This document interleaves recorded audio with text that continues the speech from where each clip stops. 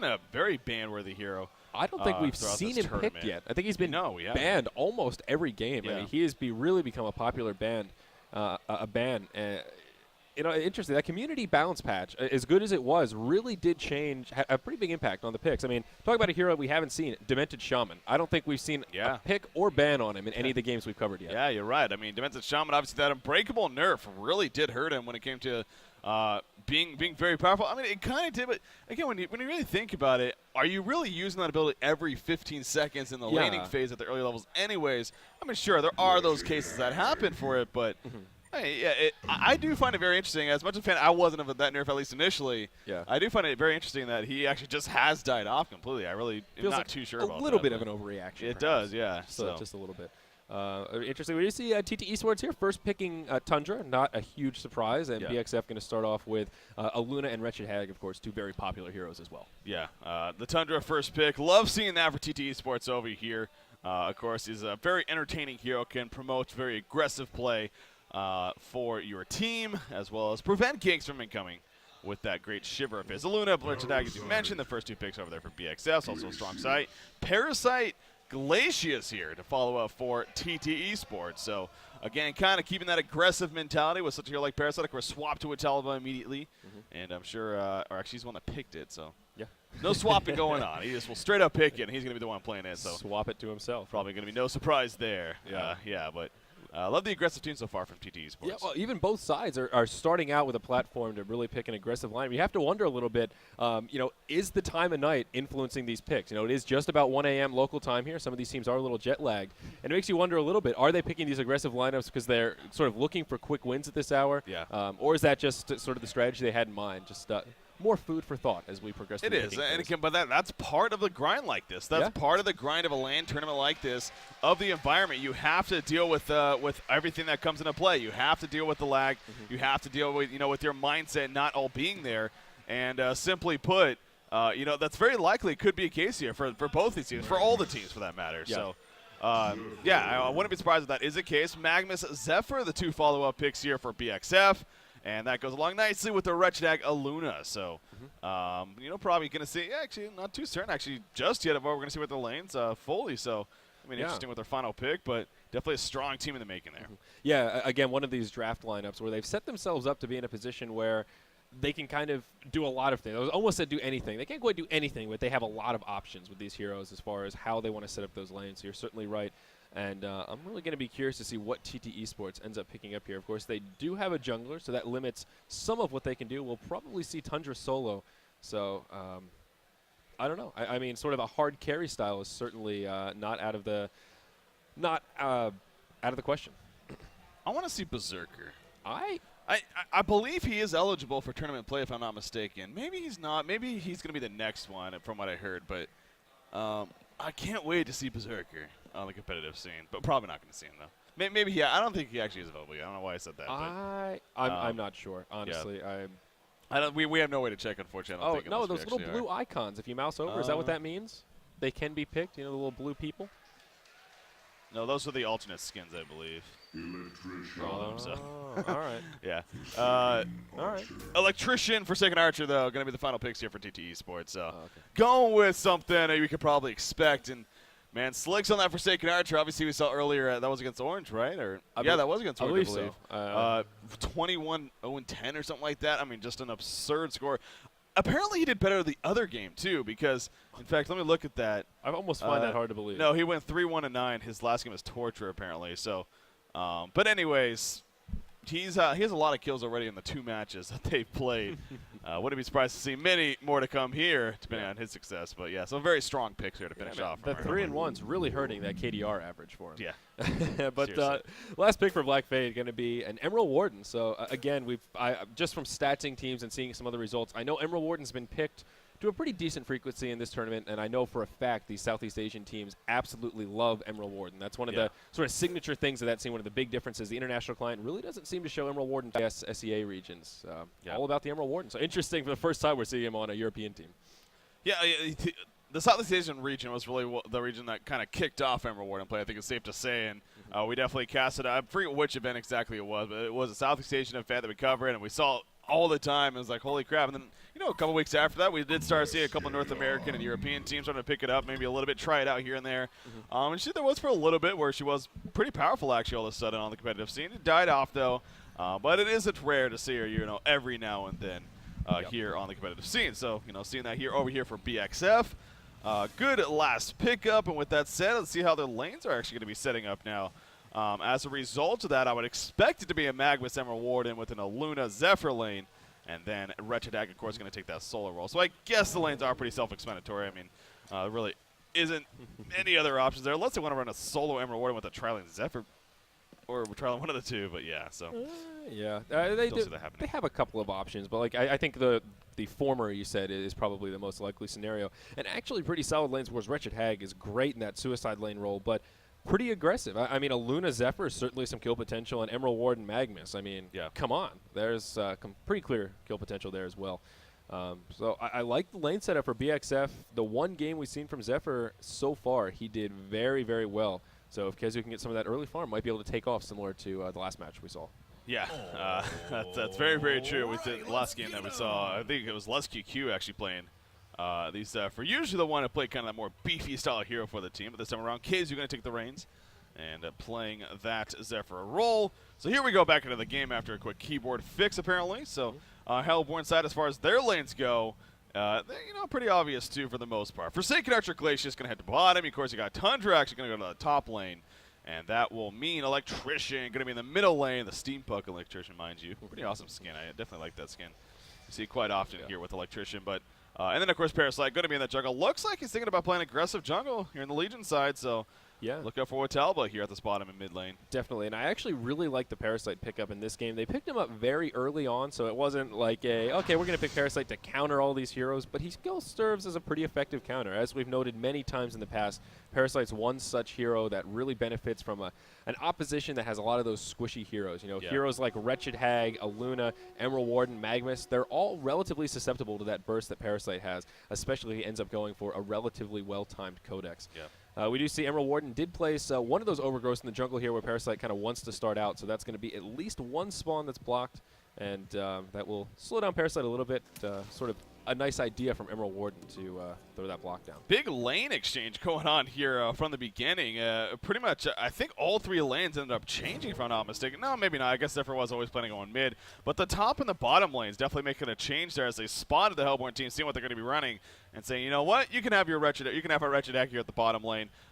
We think your Forsaken Archer Glacius lane is very powerful, as they should. You know, Emerald Warden Magnus, definitely powerful lane in its own right, but they're right to think that it may not be the best case scenario matched up against them. So instead, they're going to send that top, and that will give Emerald Warden a very good time, much better time, mind you, here at this top side. So Wretched Hag going to hope for the best in terms of levels, but yeah, don't expect much from her. But again, that's usual really for any Wretched Hag player playing that suicide lane. I mean, I was talking to someone, might have been Moon, I don't know, about Soul Stealer, and asking him just sort of stuff. You know, we've seen Soul Stealer a little more, and thinking about it a little more as I was going to bed last night, Wretched Hag has a similar flavor, whereas she's so good in the suicide lane because she can afford early on just to get some experience, not farm at all, but she has such an effective farming mechanism that kind of like Soul Stealer, she can bring back farms so quickly and so well. And that's one of the reasons why she's so well suited. It's like you said, not going to expect her to pick up too much farm, but I will expect her to make a good recovery. Yeah, that's definitely going to be up there. Magnus, in the meantime, he is at the top lane, already harassing Tundra.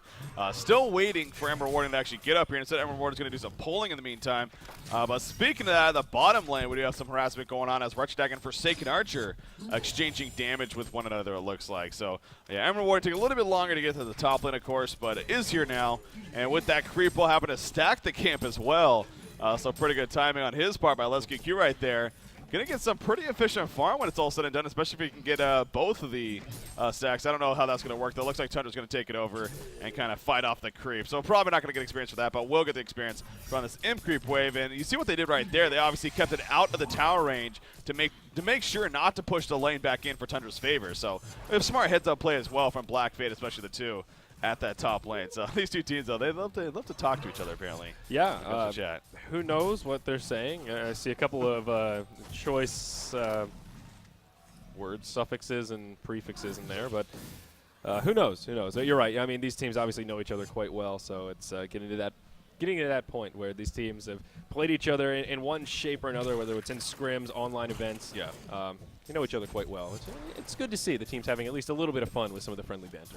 Yeah, nothing wrong with that. Again, in the end, obviously it is a game, and I've always been a fan of at least the friendly smack talk going on every once in a while, and the friendly banter, as you put it. So, Wretched Ag down here, obviously she is continuing to be in a very difficult spot. You do see what Talbot currently going to the jungle, going to take out the overgrowth right here, as realizing that something was up and blocking that creep spawn of his. So takes it out. Obviously, that will let the Legion team know where he's at that point, but now taking over a Fire Ogre and going to run around and maybe just actually, regen rune going to spawn right here. So he's going to be the one to pick up that.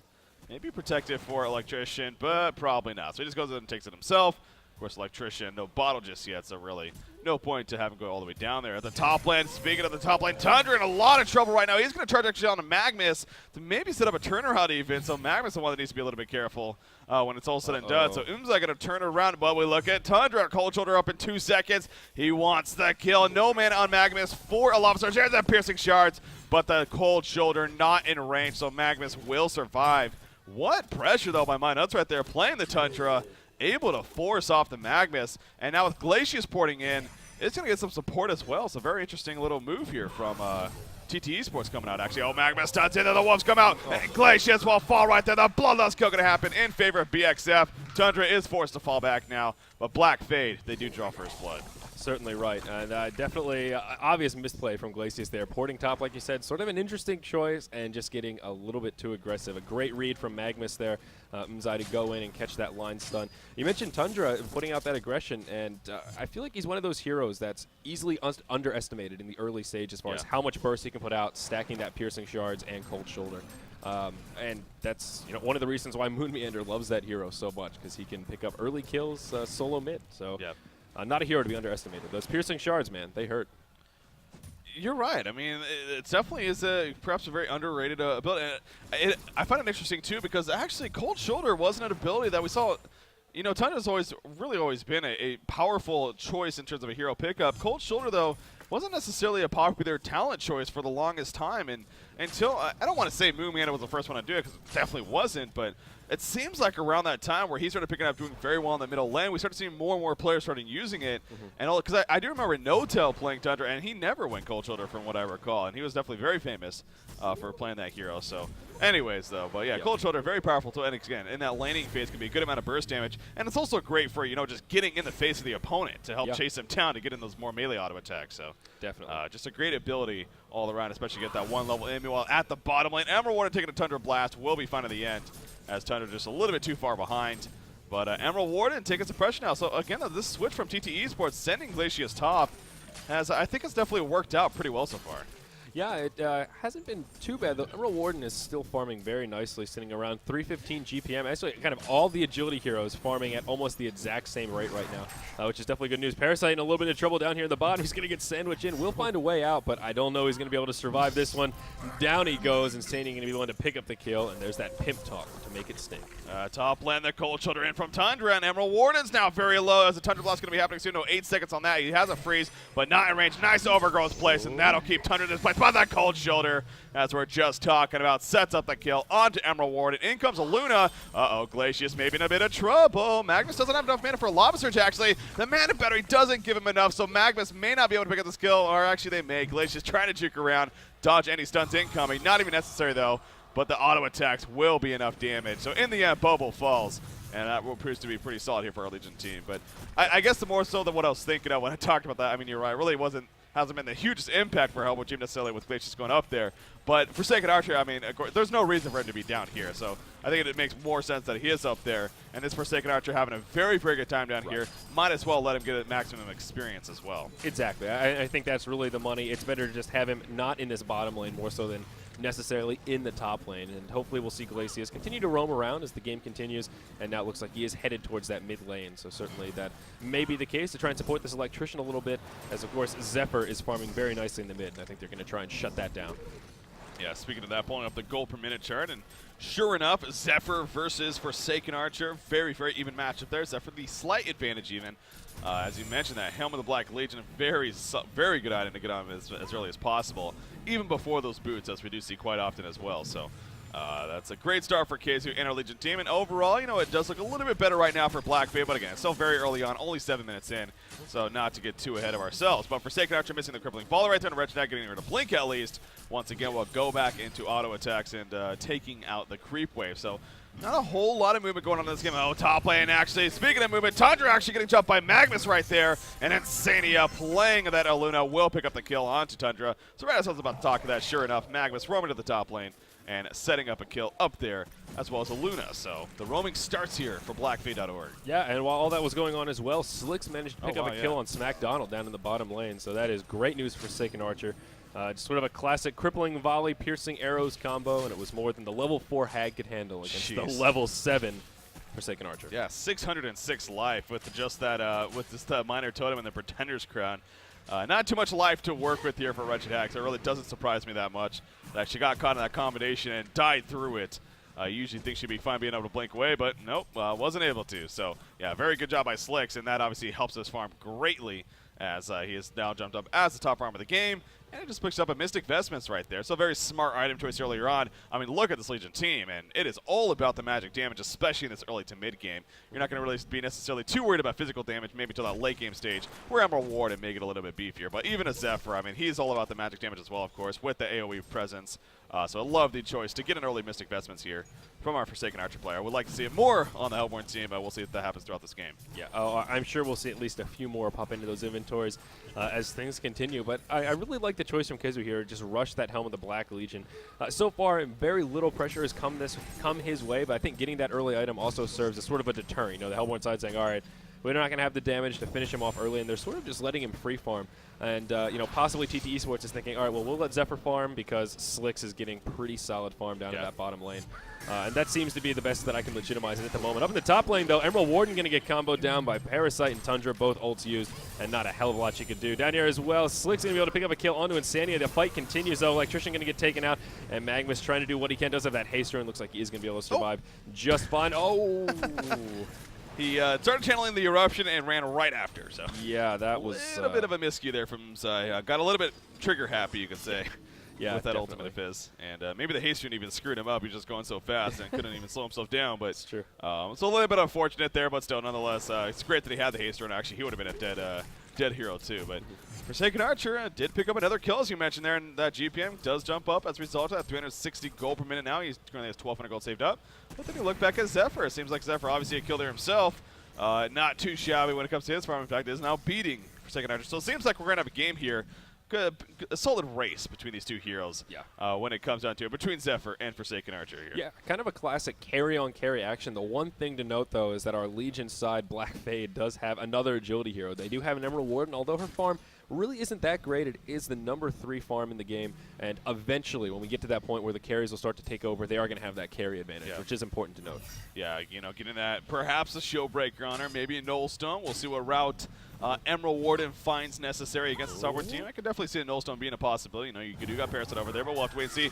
Tundra in the meantime at the top lane, a lot of trouble. And oh, yes, it is going to be enough to kill. I thought he may have actually gotten away with the last second mana battery use, but just not enough. Despite Parasite also being there. Middle lane in the meantime, Electrician on top of Zephyr. In comes Glacius, expect that freeze fizzing right on top. But look at Zephyr getting the return damage onto Electrician while he was in there with the static grip. And they're like, nope, this is not happening. But the bottom lane, this may very likely happen. In comes that piercing arrow, crippling volley, and misses Wretched Hack, though. That's unfortunate for Slicks. And Slicks is very likely going to fall. Trying to put out, are you kidding me?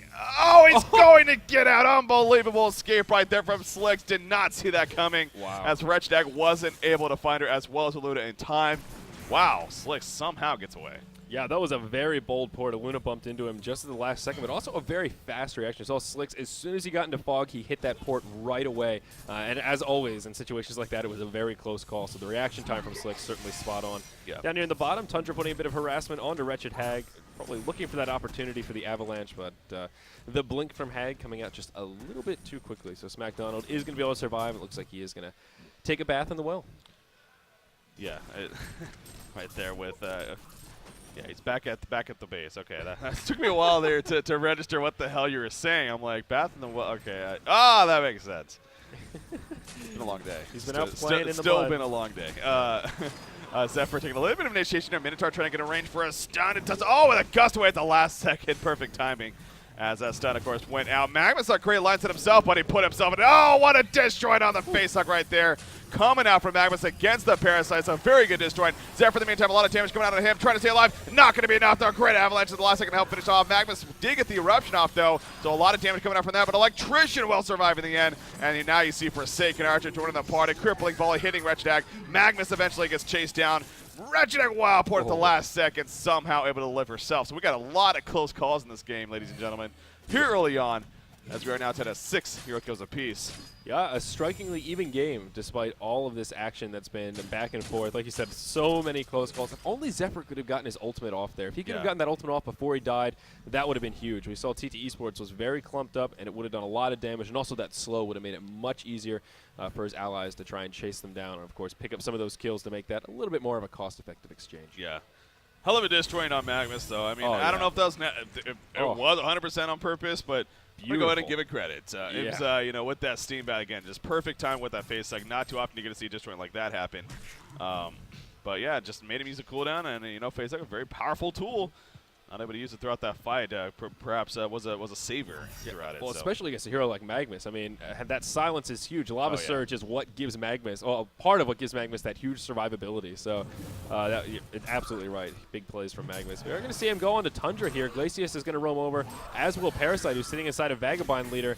And Tundra is probably going to be able to survive this. He did try to turn. Did that cold shoulder get disjointed? No, he canceled it just at the last second. Glacius actually going to fall to neutrals as Parasite comes in and finishes off Mzai. So kind of a one-for-one exchange after it's all said. Well, the only reason that happened was Aluna actually red power throwed Glacius right as he was thinking about turning around, so he got to a slither of life, maybe like 10 life or something like that, and all of a sudden he had the aggro on the neutral creeps, and sure enough, they finished him off. So a little bit unfortunate moment right there for Bobo, but again, that was actually just a pretty solid snipe coming out from Insania. Just unfortunate that Insania didn't get credit, at least an assist there with the neutral creeps. But so actually that ended up not working out too bad in Glacius in that sense. But always is funny to see that message pop up nonetheless, despite the circumstances. But now 14 minutes into the game, 7-6 hero kill advantage in favor of TTE Sports. Look at the gold difference. I mean, we're very, very even right now when it comes down to that. And experience, slight favor for TTE Sports. Nothing too crazy, though. So we are continuing to have a pretty even back and forth game here so far. No, you are certainly right. Glancing at the GPM chart, it actually hasn't changed a hell of a lot as far as the percentage breakdown from last time I took a look at it. Zephyr still leading the way, slightly ahead of Forsaken Archer, and then Emerald Warden sort of a step below that on par with everybody else. So, I mean, really, this game is still strikingly even. As you mentioned, TTE Sports slowly starting to pull ahead a little bit. Of course, that one extra kill ahead, kind of the primary reason. Yeah.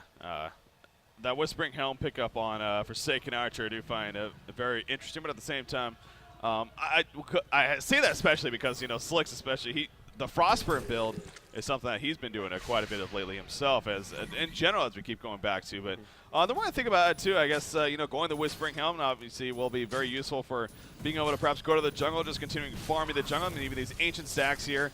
But also against a hero like Zephyr, instead of you find yourself trying to kite against him because of that gust, he pulls you in, the Cyclones are on top of you, and the windshield that gets activated is able to help chase you down. So, you know, kiting may not always be your best option. The next best option is to stand your ground and make it a DPS race. And of course, having an item like Whispering Helm can help many reasons for that. You know, with the lifesteal, with the damage output that it can bring, and of course even the armor that it adds. So you can definitely see why Slicks here is going with the Whispering Helm choice. Certainly. I mean, it's a great choice, but as you mentioned, that Frostburn is just so appealing these days. It's an item that we've talked about a few times now that's really getting a lot of love recently. So a little curious, but I think you make a really good argument. And also just looking at the team that TTE Sports has built here, they have a lot of initiation, so there's a good chance to be able to sit in the back. There's some action in the mid lane, though, and the Avalanche comes down on Aluna. And, of course, they do set up that kill. Bobo actually going to be the one to pick up that last hit. Parasite going to be in a little bit of trouble. There's that Turkey Zephyr ultimate. I hear that Goblin. Kezu going to be the one to pick up that kill. We see the static grip.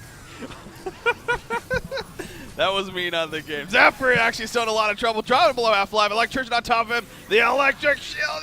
Oh, yes, it is going to be enough. Not able to get out of range. And the Gobble will go down right there. Wretched in the meantime trying to run away himself. And he will be able to blink away. But a great pursuit here from our Hellborn side. A huge kill onto Zephyr. who is now down for another 35 seconds. Not going to see some tower pressure, though. I thought we may have seen that. But you do got a lot of low life over here, especially on Glacius and Tundra. Looking for Forsaken Archer going all the way near the secondary tower, but is going to end up porting top and continue his farm. So, yeah, great comeback fight there from our Hellborn side. Yes. Oh, absolutely right. I couldn't agree with you more. The point that I was going to finish before that started was just between Electrician and Tundra, they have some great, I mean, even Parasite as well, great initiation. So in a well-choreographed team fight, Forsaken Archer should be able to kind of sit in the back and do a lot of right-click auto-attack damage. Yeah. So I think the Whispering Helm makes sense. As you mentioned, that argument as well as the team. So sort of a double whammy as to why it's a good choice here. Yeah, the double whammy for Forsaken Archer coming out, and I couldn't agree with you more. So I really am curious, though, how he's going to follow this up here. Now that he has the Whispering Helm, does he go for like a Shrunken Head? And again, we keep stressing a big reason why I picked up the Mystic Vestments. If you look at this Legion team, very magic heavy, especially early on to that mid-game stage. And even in that later game stage, I mean, it's still quite a bit. So I think a Shrunken Head could be a very valuable choice here as well for Forsaken Archer. Maybe even a Geometer's Bane as well. Yeah, and I think there you go. That's what the Blessed Orb pick up. That's probably going to be Adam. Troy's nice to 9 in the middle lane in the meantime, as we do see the ports that came in and able to deny the tower. And Congo, maybe? No, there are no wards here for our Legion team, so I thought that that's what they may have been thinking, but not going to happen. But the bottom tower goes down in favor of our Legion side. So kind of Black Fade getting some pressure on here, forcing some fallback here for the Hellborn team. Meanwhile, Slicks at the top lane, dropping low. He does get the house support coming from Parasite, as well as Glacius, and it looks like that little niche right there in the forest going to be enough to survive as they start turning around and running away. I mean, you know, Wretched Dag, you know, he definitely felt the pressure coming, but he's still maybe in a lot of trouble. Doesn't have enough mana for Blink, despite the Steam Boots being on Intelligence. He will eventually go down as a result of the energy absorption. Glacius is falling as well. Aluna the Parthos Knight. Yes, it is going to hit just in range. However, the turnaround onto Aluna now. So at what cost for her? Electrician right on top with an electric shield. Will eventually take her down, but the port coming in from Magnus. No, he may save Aluna. No, he's not. Just too close. The eruption activated from Magnus. But there's that facing. He says, destroy this bitch. And that he does not. So trying to turn this around once again. The Typhoon is down, clearing out the forest though. So that may have helped Electrician. Oh, the Lava Surge somehow misses. Electrician, Static Grip back in. Not over the kill though. You see the Hell Cannons taking over from Parasite, but with that Steam Bath, gonna be enough. Avalanche for that. Oh, we can't get it off in time, and Tundra will fall. Parasite also gonna fall right here, and in the end, Black Fade Kizu picks up the hat trick. What a sequence. Absolutely right. A hat trick coming out for Zephyr. That started so well for our Hellborn side, but BxF with the wonderful cleanup. I have to say, Breaky, I want to give a big shout out to the two guys watching live right now as our live audience is locked out. Cheers to those two guys watching. Unfortunately, yeah, the exhibition does close at 10 p.m. local time, so. Looking over the gate, hardcore fans. They can't even hear us casting right now. No, you know, they're just enjoying it for the visuals of it. I love it. The PA system isn't on. That's hardcore. That's what this is all about. By the way, there was a kill at the bottom tower. Obviously, Slicks would take out that tower, but the top tower also going down. So it seems like BxF does have the advantage when it comes to that pressure, at least of pushing the towers in here. Yeah, definitely right. BxF is finally starting to pick up some more momentum. It was starting to look a little bit grim. They're like, all right, behind by 5K gold after this dead even game, but it still continues to be even. Again, so many close calls. Even in that last engage, it was just so close back and forth, showing, I think, really demonstrating how equally matched these teams are. And really showing in this match. That's kind of all it comes down to. Yeah, no, it was expected, to say the least. I mean, again, you have these two teams going at it. Again, this is why we're talking about that pregame, how you got those matches on the list of really must-watch, and I think it's safe to say this is definitely one of those, and for very good reason. You got Black versus TTE Sports, two regional qualifier winners. As a result, you know, that's why they're here. But yeah, very, very good teams, and they've also had a great start to this event as well, so even more further than that. So, yeah, expected a great matchup, and here we are 21 minutes in. No doubt we are getting that once again to reiterate. I mean, the gold advantage, it really is minimal to none. Slight advantage here for BxF, but the experience advantage is a little bit bigger for our Hellborn team. But there you go with that tower kill. It actually goes back in favor of the Hellborn side. But again, it's so minimal, so really not worth bringing up too much here. So it really just comes down to it's dead even. That's really what it is. Zephyr may find himself in a little bit of trouble here. He's going to get hit by that volley, followed up by a nice piercing arrows, as well as pretty much everything else that this Hellborn team has to throw at him. Minot's actually going to be the one to pick up the kill. Magma's going to come in with a nice eruption. Not going to do quite enough damage. Just going to secure some kills. And there it is. Smackdown coming in with that big bat blast, doing a hell of a lot of damage. We're going to have a vote to pause right as We've had several of these pauses where it's like in the midst of a big team fight, it's like, pause. Let's freeze it here. So, let's just freeze it here. Right before we see Umzai picking up that kill onto, I believe it was Bobo. Oh, this damn Nordic keyboard layout. There we go. Bobo. Yeah, there it is. So, there we go. Apparently, Parasite being played by Talbot, he actually lagged out there, froze out, and I mean, it seems like I don't know if it's necessary for a restart, so it's just a matter of like some FPS lag, I guess. But so that is unfortunate, no doubt. Yeah. I mean, the Infest is still on cooldown, so you know, one of those. Might have been able to really mattered. Yeah, it's like really. It's not like he had it up and he was just about to hop into a Hell Cannon or something. You know, it was not quite like that. But anyhow, Minot's actually gonna be able to pick up a double tap here as he finishes off Umzai as well, moving into something like our 5th, 6th, 7th, 10th pause of the game. I've lost track. Quite a bit. So looks like we are going to have a bit of a. And apparently TTE Sports is saying, "Screw this, we're out of here." Yeah, no, that's not what's really happening, guys. Don't freak out. Yeah, fun. That was kind of weird, though. Now, about that fight, by the way, I was actually watching. I was watching the fight, believe it or not. I actually decided to tune into it. All right, Magmus, when he portal keyed in, it was a great eruption. He's level 11. He had a level 2 eruption, so he portal keyed in. It was great placement, and he didn't Lava Surge. And I'm like, what are you doing? But he didn't have enough mana for Lava Surge. He actually just was barely enough mana to not Lava Surge, so instead he just decided to Steam Bath. Just really unfortunate there for Umzai, not really doing the math correctly.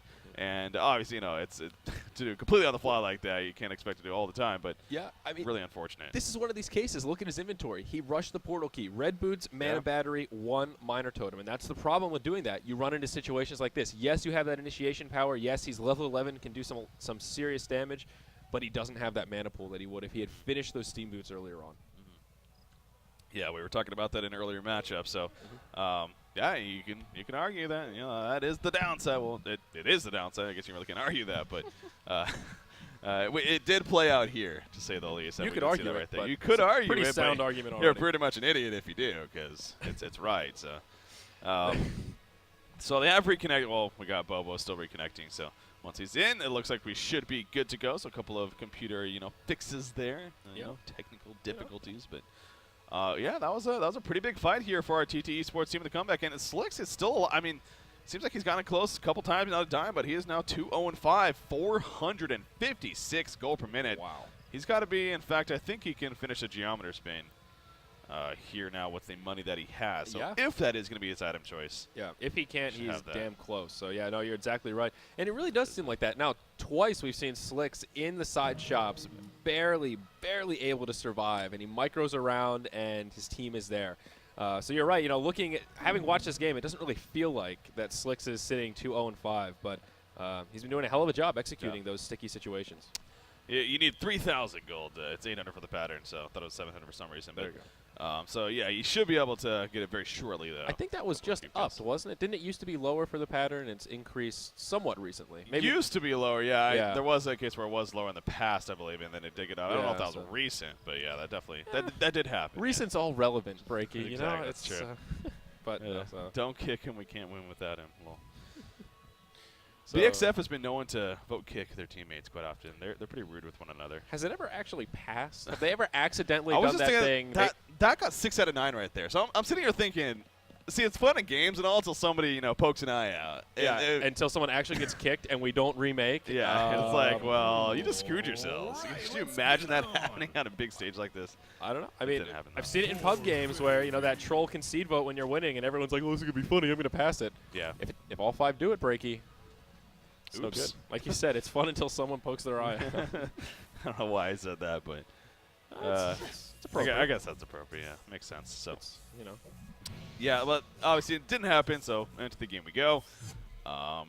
Zephyr dying there. That is his 3rd death in the game. I mean, the fact that he has 3 deaths and is still managing to be over that 400 gold per minute mark goes to show you both the power of the player and the hero here, especially. Oh yeah, in that Zephyr. Just go to the stats tab. Him and Slicks both have 143 creep kills in 22 minutes. I mean, just looking at that number, being a Han player myself, that just sounds incredible. You know, that's so many creep kills in a relatively short amount of time. Yeah, that takes me half an hour, no, 50 minutes even to get that. So, absolutely incredible. So, that, to credit that point, though, those 3 deaths are sort of just overwhelmed by the exuberant amount of farm he's been able to pick up. Yeah, you're right. That is a lot. The fact that they're so even too is the crazy part. I mean, usually there's a little bit of a spread between the tops. Absolutely dead even. It's literally dead even as I continue to keep looking at it. So, you know, definitely some good farm coming out from Slicks and Keizu throughout this game. There's a Geometer's Bane, by the way. It's finished here on Forsaken Archer as expected, so has that item. Now, Emerald Warden, how is she doing? Let's QQ. She has passed that 300 GPM mark herself. And I could have sworn I saw her purchase a Blessed Orb. Maybe I'm wrong on that. Oh, yeah, there's a Blessed Orb. Okay, that is her. So I was going to say, just waiting for it. There should be something else. The math isn't adding up here. So, yeah, we'll have a Blessed Orb now. And, you know, again, we'll see whether or not that is that, like I was talking about earlier. Is that going to be Nullstone?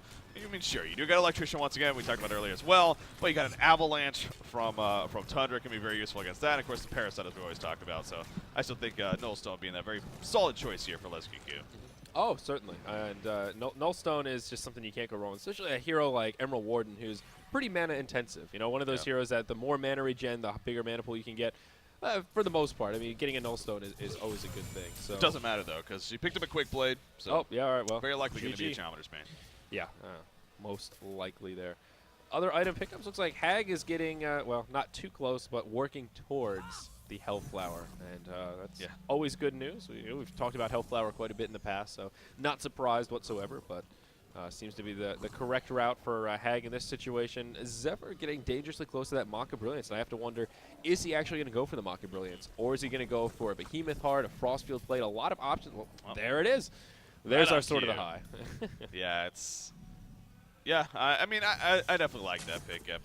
It's, again, just always a solid pickup. You could argue maybe getting bigger and better could be the correct decision. Oh, Luna going to be dropped for a quick burst coming in. In comes the Magnus Eruption, though. Jumping on the Tundra, but the follow-up is really not there. In comes the Bat Blast going to land, but really not going to do too much. And only hit Tundra, I believe. The damage was already done, and BlackFade.org is forced to fall back. They're probably going to lose this tower as the numbers advantage in favor of TTE Sports, and with them hanging around, might not be the smartest decision. Typhoon comes out, excuse me. There's a Static Crimp holding down Retrodeck, though, and Electrician is still alive. He says, you can't kill me, bitches. And Zephyr now, on the other hand, he will end up falling. There we go. Electrician still alive. Yes, the Electric Shield, just enough armor to keep him alive. And Emerald Warden will fall as well. A genocide coming out for TTE Sports. Why did BlackFade.org stick around there like they did? I'm not too sure.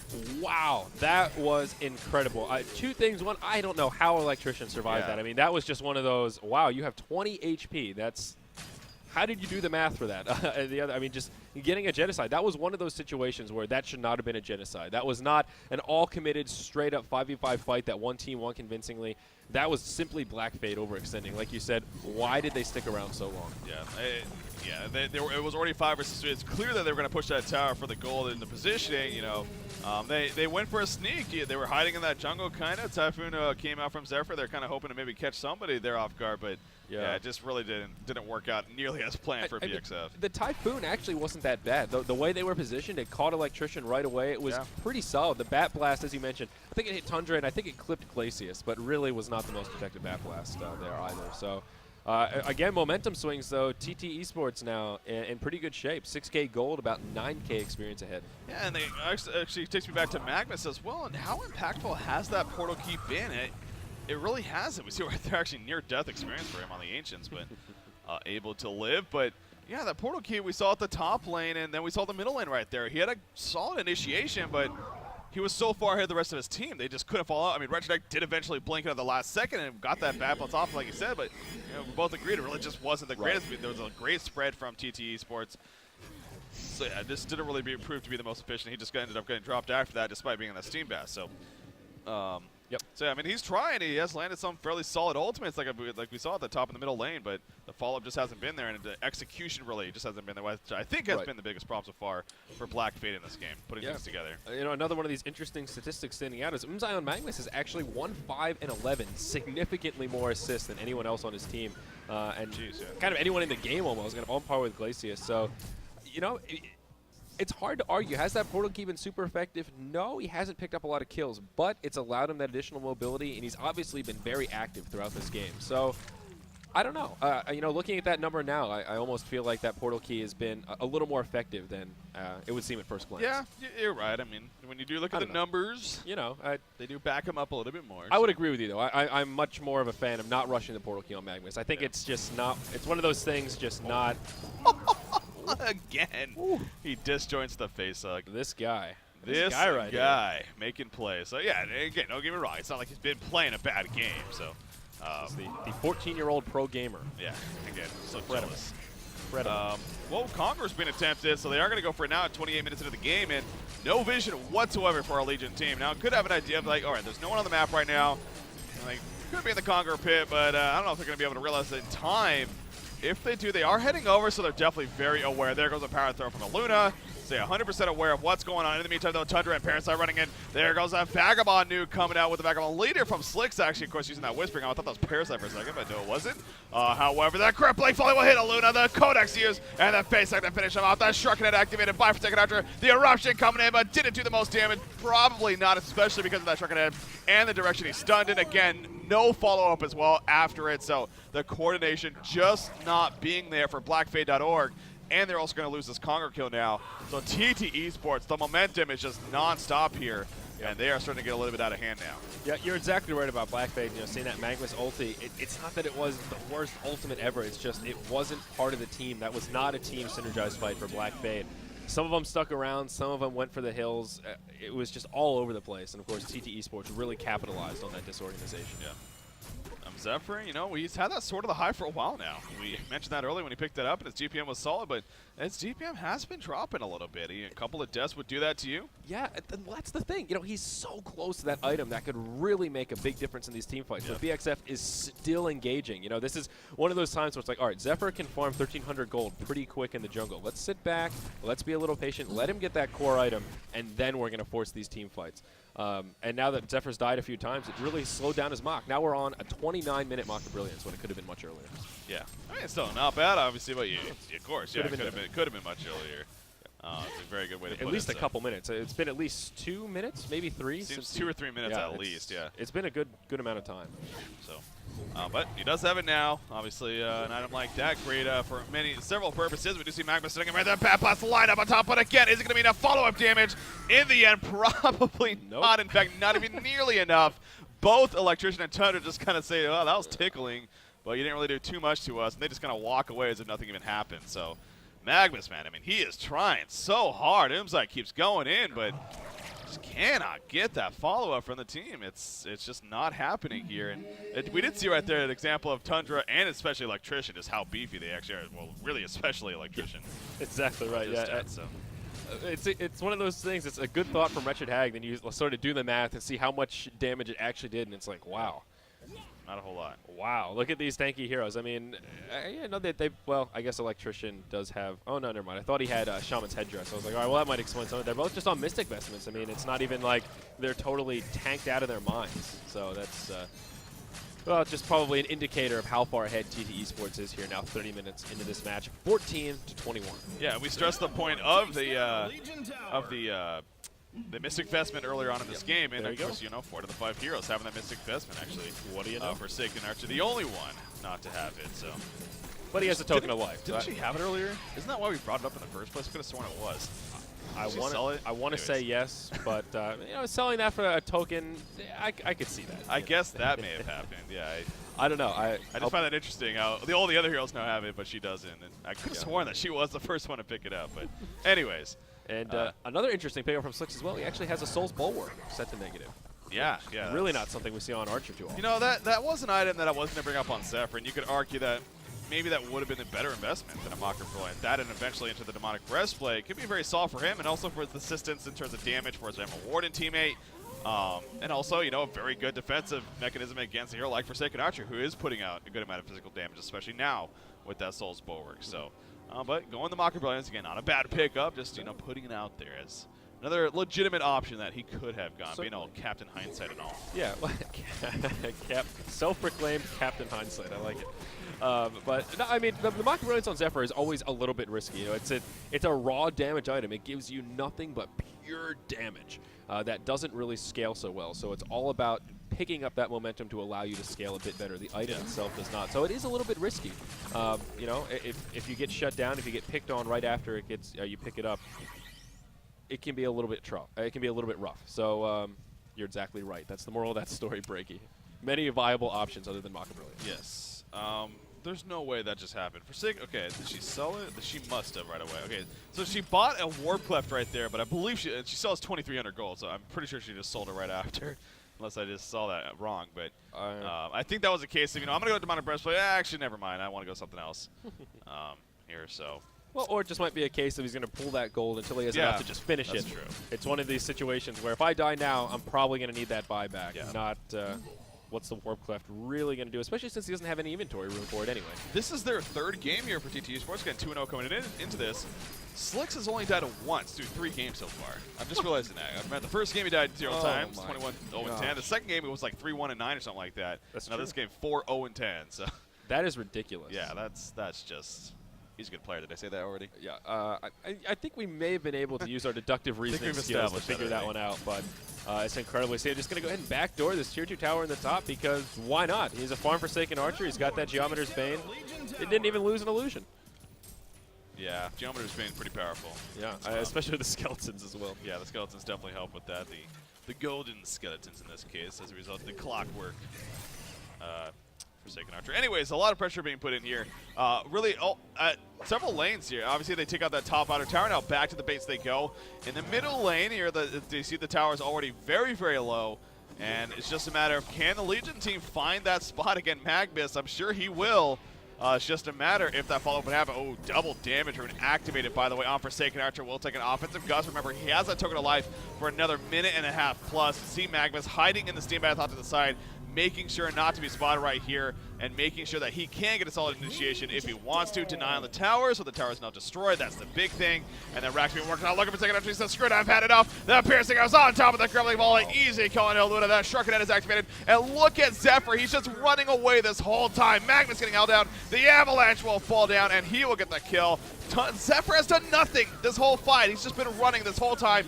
Finally, the Typhoon comes out, but the damage is already done. Him and Wretched Agnes get back to the well, and the melee racks will fall. I mean, that was, I don't blame him, but he just literally ran that whole time from Forsaken Archer. Well, that's the problem with Maka Brilliance. If he had taken that Mach and turned it into a shrunken head or something, he could have just ran into that fight, balls to the wall, and engaged it. But with that Maka Brilliance, he doesn't have that survivability.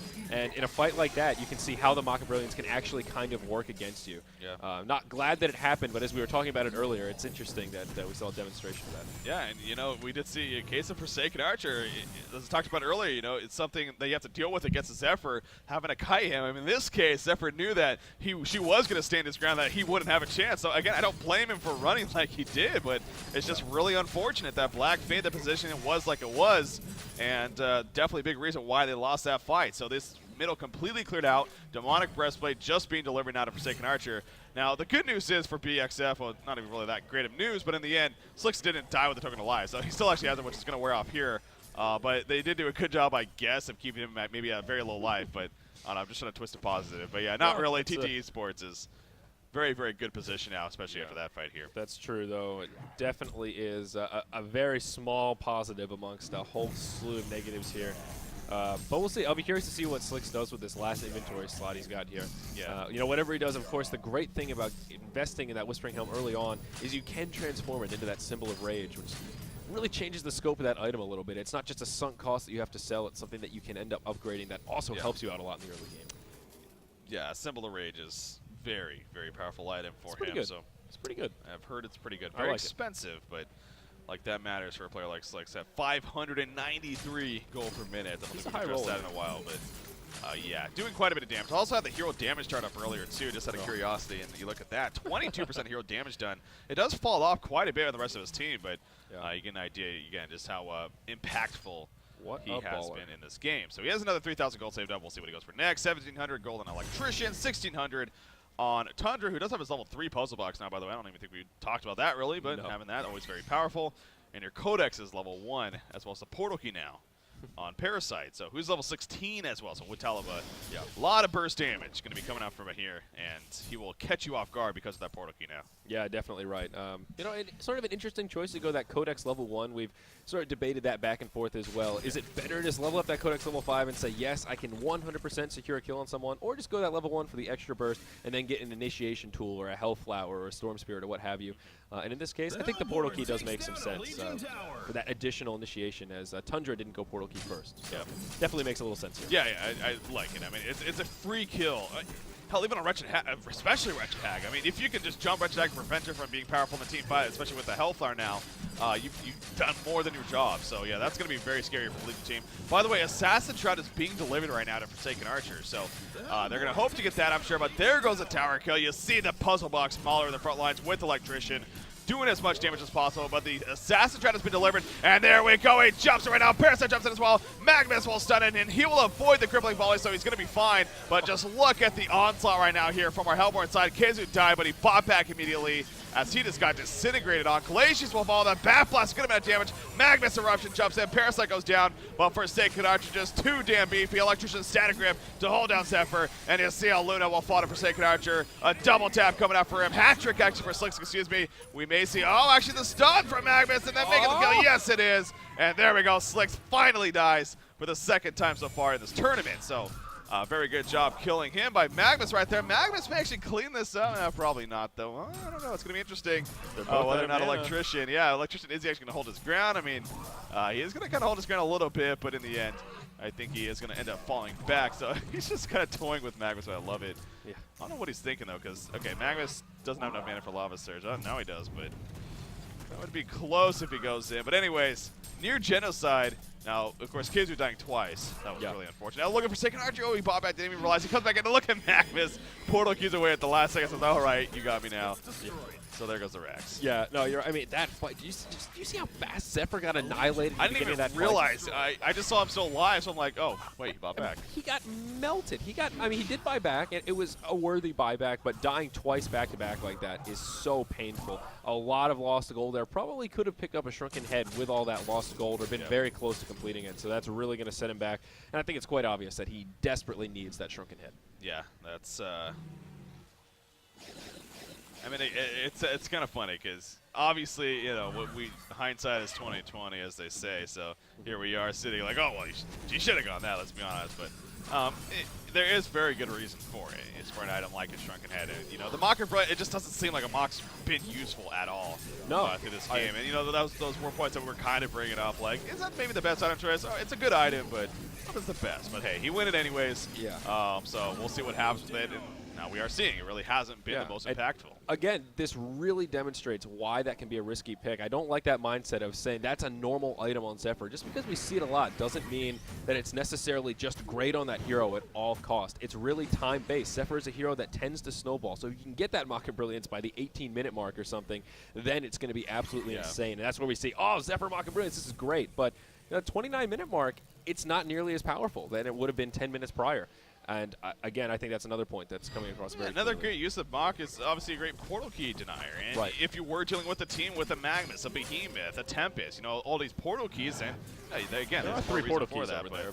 Well, yeah, now there's 3 portal keys, and obviously even Electrician having one. So, you know, now it does help with that, but it's not your typical. Earlier on they didn't have it, but I see what you mean. Gajiro just finished, by the way, on Forsaken Archer as the Dancing Blade was delivered. No, not yet. He just purchased it, but it's coming. It's coming. We're gonna see Gajiro. Very rare to see that item, but when you have farm like Slicks does, 10, 1, and 12. So pressuring this bottom lane now. If they get this bottom lane of racks, of course, that will be game. So probably the last stand for BxF here as the spike engages. Here we go. Wretched Hag jumps in for a second after dropping quickly. Remember, hasn't took it alive, so really doesn't care too much. Bat Blast going to be used by Wretched Hag while falls Zephyr once again in the midst of it all. Had the Typhoon down, but just not easily more than enough. I mean, Emerald Ward now taking some damage. The Hellborn team is just too powerful. GG well plays are being called, and that will do it. TTE Sports will defeat BlackFade.org here in the group stages. So TTE Sports now 3-0. Black Fade is now 3-2. Yeah, and that does set us up for some interesting things here in the group phase. But, you know, that was one of those games both teams were Goliaths. Both teams really needed to win that. And, the way things are shaping up, we could potentially be in kind of a tie-break situation. A lot of teams hovering around that 3-win portion. So things could get pretty interesting here, pretty quick breaking. Oh, yeah, I wouldn't be surprised. Obviously we did make time for tomorrow for day number 2 for if some tiebreaker matches if possible. Right. And as we saw the last DreamHack event for that matter, and wouldn't be surprised again, as you're just saying, for this one, the tiebreaker, always a very strong possibility with such an evenly matched group stage that we have. So TTE Sports, man, I mean, again, they're looking good. Obviously, a lot of discussion going into this event was all of a sudden we heard about WTF situation. We're like, well, that sucks. He's not going to be able to make it. That really hurts TTE Sports. You hear about my nuts stepping in as a ringer, and I talked to their manager and I was asking Shinks, how's it working, and you wouldn't even know the difference. We've been playing with him. It's totally seamless. You sort of expect that kind of hype from a manager, but no bullshit. I mean, I agree. It really is seamless. It's quite amazing, and maybe speaks to the power of Frey, just sort of as a team, TTE Sports, as an organization, as a team. Being able to bring someone new in, work with them, make him feel like part of the team, all that stuff. It really speaks to the credit of that team. I think most people kind of regard them as a very well-mannered team. Oh, of course, yeah. They constantly get praise for that, as they should. Yeah. Being a very well-mannered team, very well-managed team on top of that. Big shout-out to Shinks, great guy, and he is here at this event, so may not be watching this. I'm sure he's actually with his players for that matter. Probably. He's probably hugging them right now and be like, Aussie, Aussie, Aussie, oi, oi, oi. I'm sure that's exactly what's going on. Probably right pretty now. close, surprisingly close, I'm sure. But right now we do have a tie for first place. TDM 3-0. Yeah. TTE Sports 3-0. Black Fade now 3-2. So do they play today, by the way? When does TDM and TTR? Is that tomorrow? Because that would be so epic. They play tomorrow. Let's take a look at the old schedule here. Yeah, you're right. They do end up playing tomorrow. They play tomorrow, as we'll schedule for 12 o'clock. We'll see. Yeah, I think what's Fnatic is 2-2, and Orange Esports is also 2-2. So some really big games for them coming up. I think that fourth team to qualify is going to barely get through, either on a tie break or a very, very close ratio. Yeah, that is going to be something. I mean, the fact that we are sitting here talking about first, second place. Obviously, at that point, it's just about seeding. But that fourth spot, being really on that big. bubble, it's one thing to, not just do so well throughout the whole event. Maybe even finish winless and be like, well, we had fun. We competed. But in the end, we just weren't one of the better teams. We came for free. It was fun. You finished 5th place. Very, very close. Still one of the top teams in the world. Match. Yeah, exactly. But at that 5th place, that is going to be a lot of fun to see how that plays out. So. Again, that's just such a great thing about this tournament. I love the format of it. I love the region-based format of it. I mean, it really is an awesome event. And we've definitely been having a lot of fun so far, so hopefully you guys tuning in have as well. And, I'm expecting, not expecting, but we will be having even more tonight and then, of course, continuing into tomorrow. So plenty more matches to come. So unless there's been a last-minute change or I'm horridly mistaken, I believe coming up next we have Fnatic Raid Call versus TTE Sports. Wow. Yeah, we do. Yeah. Okay. Now that's a breaky CPK smile for you. Right, look at that. Turn that frown upside down. You mentioned those two teams, and it's like, let's do this. Why are we not casting this right now? Well, they're not playing yet, so I need to set up, of course. But all right, so there you go. Again, Fnatic versus TTE Sports, and again, it's obviously two teams that technically the returning DreamHack champions and technically the returning runner-ups. I mean. Sort of Rabbiteers. Sort of. Not really. A couple of players. But no, it's going to be an epic match. And Fnatic, speaking of Fnatic, they're 2-2 right now. So that's a big match. With their upset loss to Orange, I mean, this is huge for Fnatic. So yeah, absolutely right. More so than TTE Sports. Yeah, no, I 100% agree with you there. And it's going to be interesting. Yeah, certainly going to be interesting. Haven't seen enough Fnatic today. I'm looking forward to it. Yeah, I think we've only cast them. I think we cast them twice. No, maybe only once actually. Yeah, we only Game 2 against Black Fade. That's all we saw. What are we thinking? So what are we? Black Fade 5 times, Fnatic once. What is going on here? It must be madness. What are we doing? I do just want to say TTE Sports has taken over the statistics here. Kills per game, of course, Slicks #1 with averaging 12 kills per game in this tournament. I mean, that's baller. The next closest is 9.3. Yeah, Let's QQ. I mean, that's insane. Yeah, Let's QQ at 9.3, XXF from Orange actually at 9.3 as well, Troplandor at 9, and B-Kid at 9. So everyone else very high, but Slicks, and this isn't KDA. This isn't just this game. Yeah. Oh, that doesn't include this game, and this is just kills. This is not kill-death ratio, just average kills per game. So important to note the distinction, but averaging 12 kills per game that's just baller status. How about the GPM? He's GPF averaging 597 going into this game. 597. He got 654 from this game, so it's gonna go above 600. I mean, that's just like 1,000 on again, black. I all keep in saying right now. I keep acting like a fanboy. I keep acting like I'm in love with the guy because I say his name so much and I praise him. But does he not deserve it? I mean, he is carrying TTE Sports. You can safely say this tournament here. Yeah, he is just on fire. Yeah. So I'm pumped. But I think we are going to take a short break here, guys, while the players get set up. And then we will be moving into Fnatic Raid Call versus TTE Sports coming up here pretty quickly. So I'm Zyori. I'm Breaking CBK, so stay tuned, guys. We'll be coming up with the next match shortly here.